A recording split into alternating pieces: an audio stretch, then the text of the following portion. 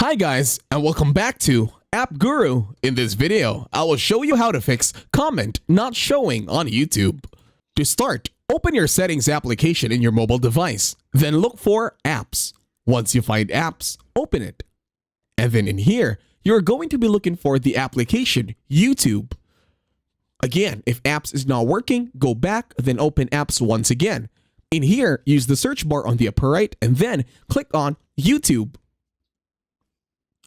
In here, once you find YouTube, tap on Force Stop, then click OK.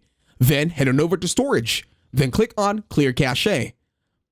Once you are done doing all the settings, close Settings this time. This time, open and locate your Google Play Store in your mobile device. Once you are in Google Play Store, use the search bar once again and then search for YouTube. Once you find YouTube, click on the Update button. Once done updating YouTube, you should all be good to go. And that's it. Thank you very much for watching. Please leave a like, share, and subscribe to the channel.